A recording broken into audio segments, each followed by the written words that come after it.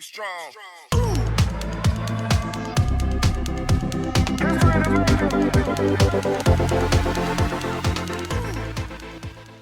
Hello everyone, welcome to Audio Bites. David Copperfield, a novel by Charles Dickens. So here we are with the episode 9. So let's dive in. Found and lost. I fell into a deep depression after Dora's death. I decided that I will leave for Europe as soon as I helped Agnes to deal with the business concerning Uriah Heep and her poor father.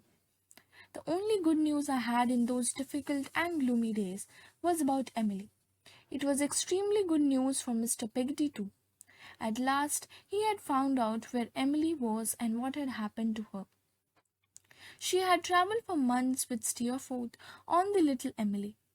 But Steerforth soon lost interest in Emily and she missed her family very much. They argued and Steerforth told Emily that their affair was over.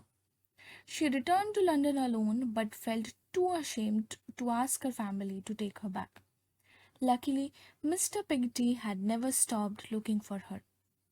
After months of searching through Europe, he found her in London. He told her to hush when she asked for forgiveness and took her gently into his arms.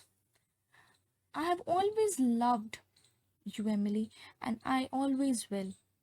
Now come, my dear child, and we will start a new life far away from here. Mr. Peggotty had taken rooms in London and decided to stay there with Emily while he prepared for them to leave for Australia. I hoped that everything would turn out well for them.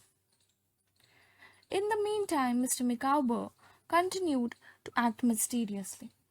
He came to my room one night when my aunt was there. "Oh, I am pleased to find you both here.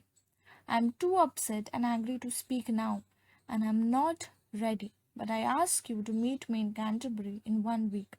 It's very urgent." Mr. Micawber would not even stay for some of his favorite punches. He left quickly and was not at all like himself. I just don't understand it. Mr. Micawber usually likes to stay and talk to me. Something is very wrong.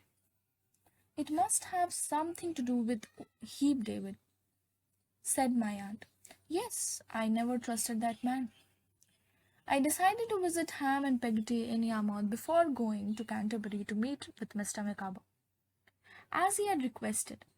I was hoping to see the old Yarmouth that I remembered. When I arrived, the weather was very rough because a great storm has begun.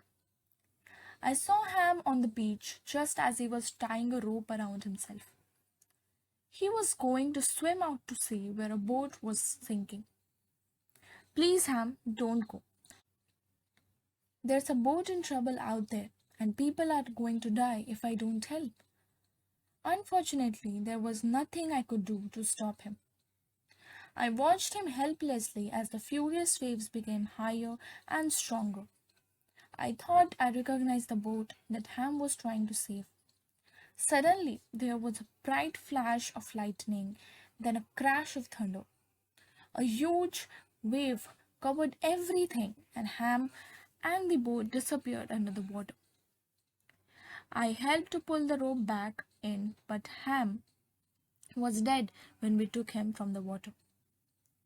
The next morning, a few pieces from the boat came ashore. I then knew why the boat out at the sea had looked so familiar. One piece of the wood that was washed onto the beach had the words "Little Emily" written on it. Ham had died trying to save Steerforth, the man who had taken Emily away from him. I decided not to tell Mr. Peggotty and Emily about what had happened. So here we come to the end of the episode 9. In case you have not heard the audiobooks of the previous episodes, check out the description. I've dropped a link to all of them. Thanks for watching and stay tuned for the last and the most interesting episode of the novel. It will be here live on this channel very soon. Thank you.